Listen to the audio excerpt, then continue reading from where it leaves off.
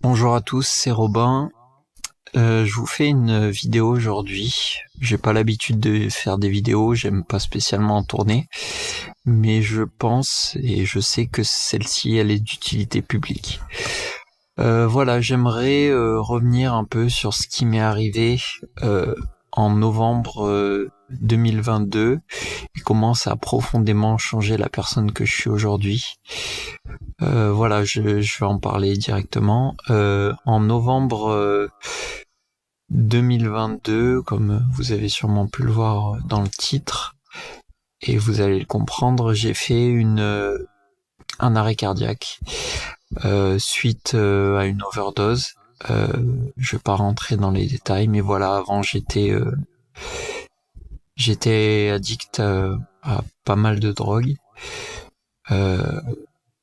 Et il y a un moment, j'ai décidé, je trouvais que c'était trop et je m'en sortais plus. Du coup, voilà, fin des vacances de la Toussaint. Là, je me dis que c'est fini et je prends des quantités qui font que voilà, il n'y a pas de retour en arrière possible. Je pars, quoi, c'est fini. Mais ça s'est pas passé comme ça. Si je fais cette vidéo et si vous me voyez en train de vous parler, c'est que voilà, ça s'est pas passé comme ça. Donc qu'est-ce qui s'est passé pendant plus de 10 minutes? Ouais, cliniquement je suis mort. Voilà. Dit comme ça c'est fou, mais c'est la vérité. Donc je vais vous raconter un peu en détail ce qui s'est passé, surtout pendant ces 10 minutes. Comment ça a changé la personne que je suis aujourd'hui, j'insiste, parce que vraiment c'est... et je vais avoir du mal à en parler. C'est quelque chose... je vous mettrai des ressources sûrement en commentaire, dans la description, pardon, pour vous renseigner sur le sujet qu'est donc les EMI, les expériences de mort imminente, les gens qui cliniquement doivent être morts mais qui reviennent. Parce que c'est un sujet qui est fascinant, qui moi a profondément changé la manière dont je perçois le monde, mais je reviendrai dessus après. Donc, qu'est-ce qui se passe pendant ces 10 minutes? Pour la chronologie des faits, pardonnez-moi si c'est pas... je vais essayer de faire comment je me rappelle des choses. Je vais essayer de d'écrire du mieux que je peux parce que c'est une expérience troublante. Je mettrai sûrement des références à l'écran, soit des textes pour appuyer ce que je dis, soit des mots pour quand je passerai au montage pour préciser un peu ce que je raconte. Voilà. Alors la première chose que je vois, donc sachant que moi c'était des... Voilà, je vais, sans trop rentrer dans les détails, c'était des drogues, des calmants que j'ai pris principalement. Et donc, j'ai pas vu cette lumière, le tunnel que beaucoup décrivent quand ils sont, voilà, quand ils s'en rappellent, quand ils sont conscients.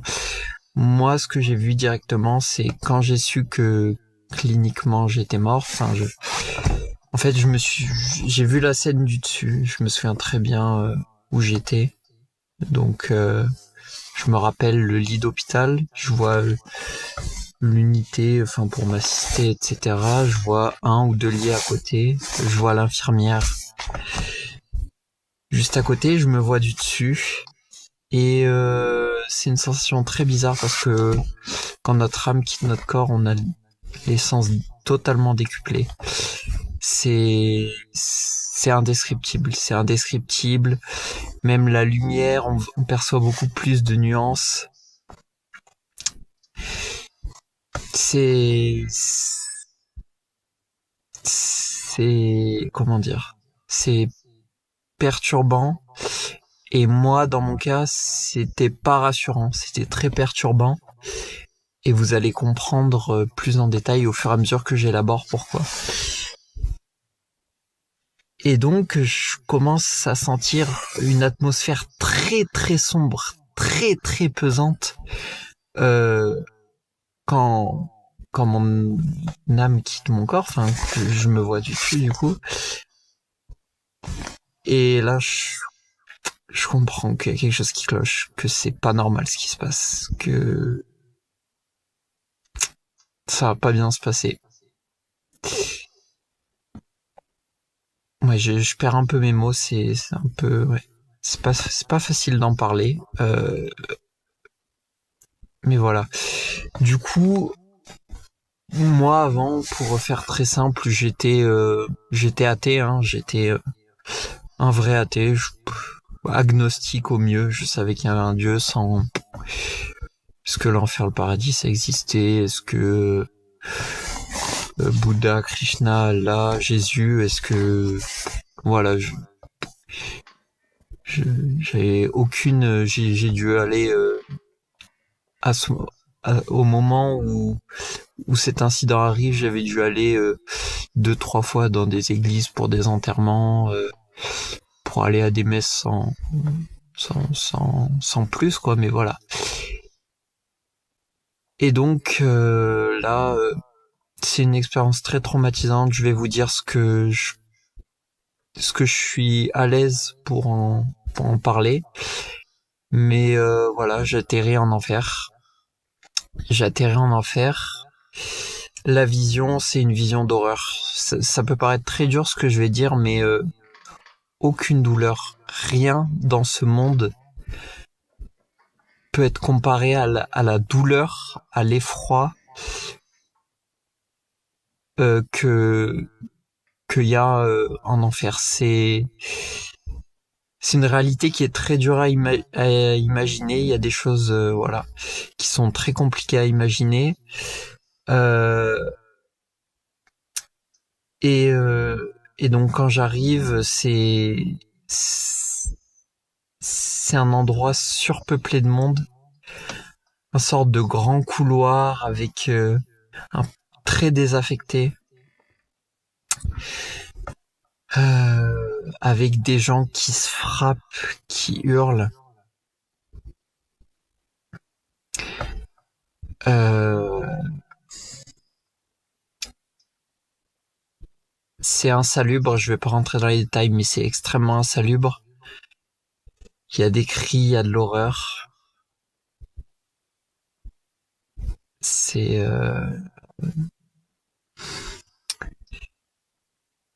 ouais, et on c'est une torture en fait, comment dire. C'est c'est même pas comparable avec tout ce qu'il y a sur Terre en fait, parce que euh, je perds mes mots. Voilà, c'est très perturbant pour moi de parler de ces choses-là, comme ça l'est pour les gens qui parlent des EMI, surtout ceux qui ont eu des visions de l'enfer. Ceux qui ont des visions du paradis, c'est beaucoup plus joyeux et voilà. Mais moi, vous comprendrez plus en détail, mais la première partie de cette expérience était vraiment pas joyeux. Donc voilà, je comprends aussi au fur et à mesure que je suis donc dans l'enfer, hein, que ben même dans la souffrance, Dieu est juste. Je sais pas à ce moment-là je sais qu'il y a un enfer et un paradis à ce moment-là. Je sais pas qui est Dieu, je sais pas, je connais rien.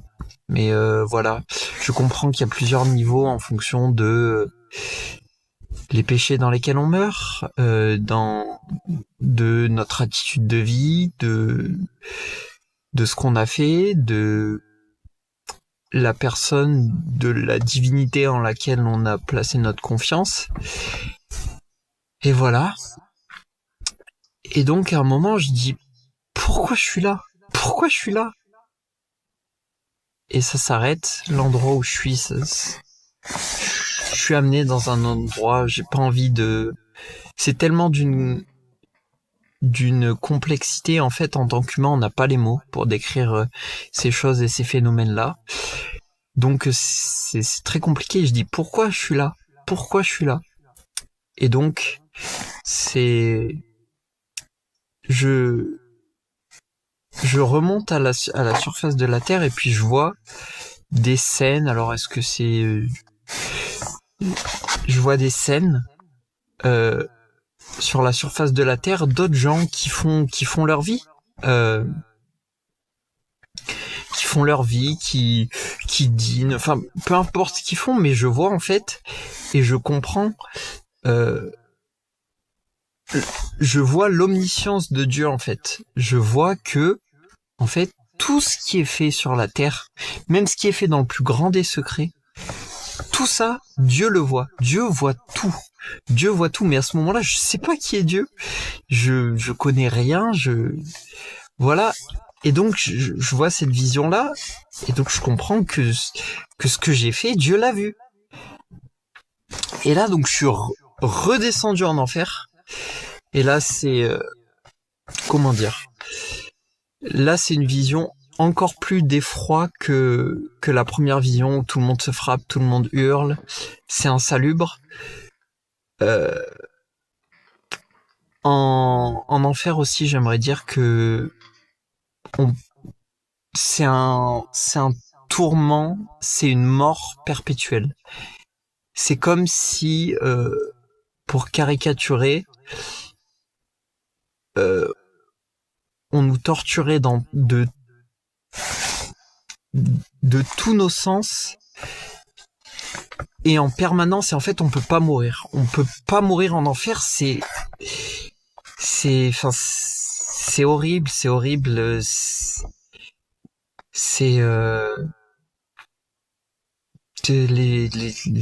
Les gens sont humiliés par leurs péchés. Moi aussi, les gens sont nus. Et donc voilà cette deuxième vision où je suis en enfer pour la deuxième fois. Là en fait, je comprends que c'est des démons, qui m'humilient à mes péchés en fait, et je comprends que les péchés, les gros, en général, je vais pas rentrer dans les détails encore, mais voilà, les gros péchés dans lesquels je suis mort, à ce moment-là, eh bien, je comprends que les démons peuvent, et parce que je me suis pas repenti de ces péchés-là, ils peuvent m'humilier par rapport à ces péchés. Je vais essayer de donner un exemple. Par exemple, on a tous en tant qu'être humain, on pêche tous, on n'est pas parfait. Je vais prendre voilà un exemple de la fornication. Si par exemple vous avez des rapports en dehors du mariage,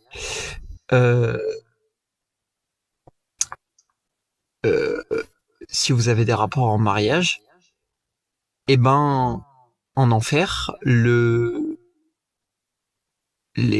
armées de Satan, etc., elles vont vous prendre à votre propre jeu. Donc vous voulez avoir des rapports en mariage, y a pas de souci. En enfer, vous allez pouvoir en avoir. Donc au début, vous allez ça va être satisfaisant pour vous parce que ça va être vos désirs. Puis à un moment, vous allez avoir envie d'arrêter. Puis non, les démons vont vous dire non, tu continues. Et en fait, c'est tellement malsain et appliquer ce raisonnement-là à n'importe quel péché auquel vous pouvez penser. Appliquez-le à n'importe quel péché auquel vous pouvez penser. Ou par exemple la sagesse, vous voulez tout savoir, toute chose, et ben en enfer, vous allez connaître la douleur de toutes les personnes qui sont en enfer. Et en fait, et je voyais ces scènes-là qui passaient de chacun de mes péchés, chacun des gros péchés dans lesquels j'étais mort, et je me faisais humilier par Satan et ses démons, et c'était horrible,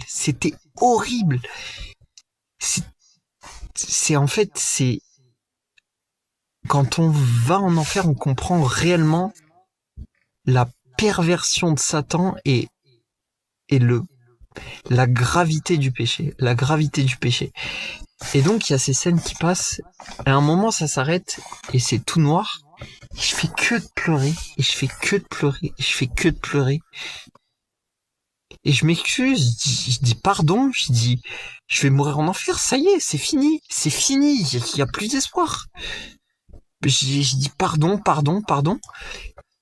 Et je crois qu'à un moment, je parle à Dieu, je dis pardon Dieu, je sais pas, je sais pas qui t'es, enfin, je connais rien, je sais pas ces choses-là.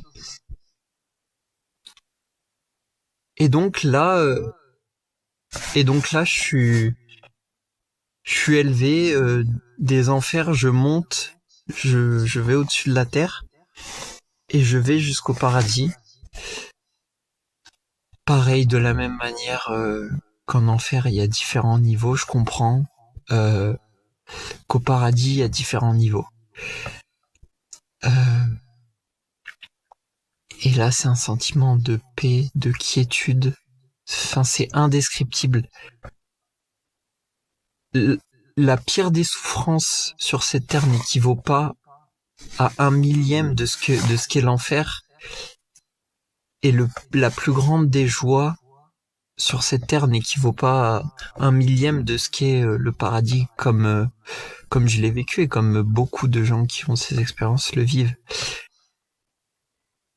Et donc à ce moment-là, en fait, c'est, vous pouvez, c'est indescriptible la différence, enfin le delta entre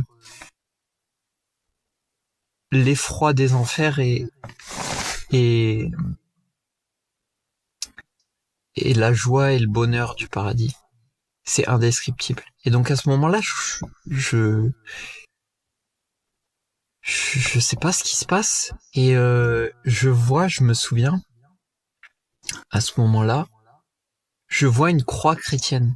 Et donc comme je vous l'ai dit, je suis athée, agnostico plus, voilà à ce moment-là. Et à ce moment-là, j'ai une connaissance parfaite mon âme a une connaissance parfaite de ce que la croix signifie. De ce que la croix chrétienne signifie. On m'a jamais prêché Jésus, je sais même pas qui est Jésus à ce moment-là. Je sais rien du tout. Je sais rien du tout. Mais à ce moment-là, je comprends que j'ai une seconde chance, quoi, que Jésus me pardonne et et qui me donne une seconde chance sur la terre, quoi. Et donc voilà. Petit à petit, après, plus tard dans ma vie, Dieu m'a guidé à lui, donc Jésus, le christianisme, voilà.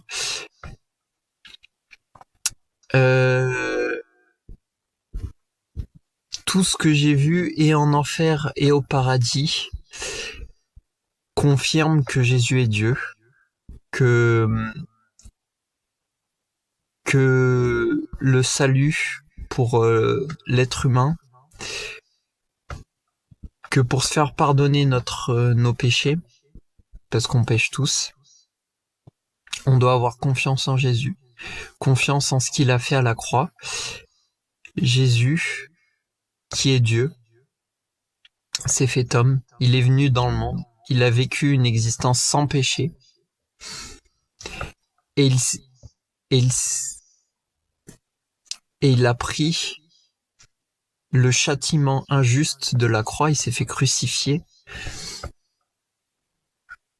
Et sur cette croix, il a pris et il a porté tous les péchés du monde. Et à quiconque croit en lui, il a donné d'être enfant de Dieu et d'avoir une place au paradis avec lui.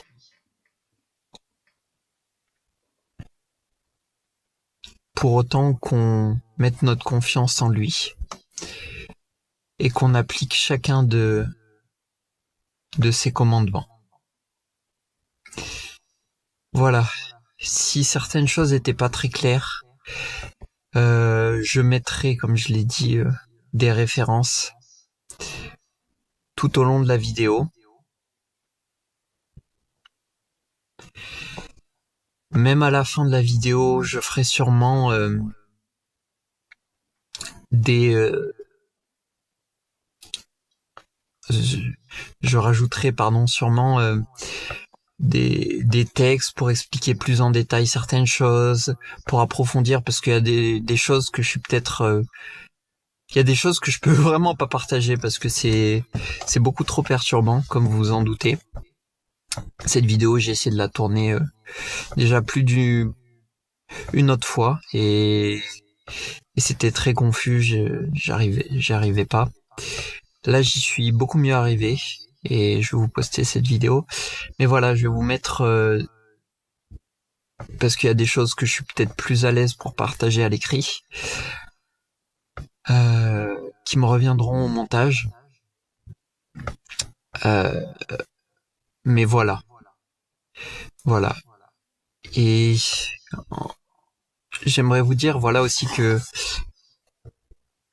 voilà, après cette expérience, donc je suis revenu à la vie.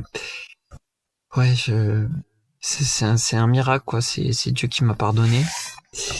J'ai passé plus d'une semaine en réanimation, le temps que mon état se stabilise. Quand je suis revenu à la conscience, je m'en souviens très bien.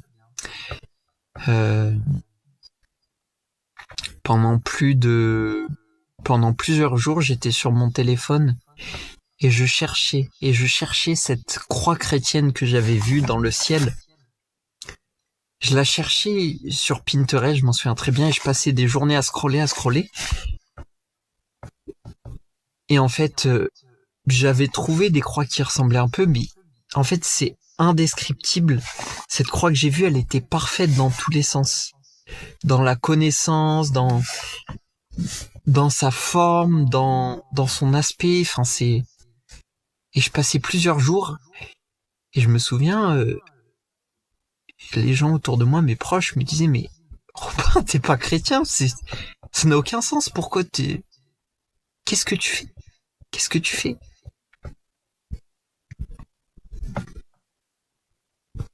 Et oui, c'est plus tard, j'ai pu cheminer, j'ai pu comprendre que toutes les réalités que j'ai vues et en enfer et au paradis, comme voilà, elles sont expliquées dans la Bible, en particulier dans le Nouveau Testament. Et tout ce que j'ai vu, il y a que Jésus qui peut l'expliquer. Voilà. Et voilà, j'aimerais vous inviter vraiment, je vous mets des ressources dans la description pour vous renseigner sur les EMI, que vous soyez athée, agnostique, quelle que soit votre croyance, voilà.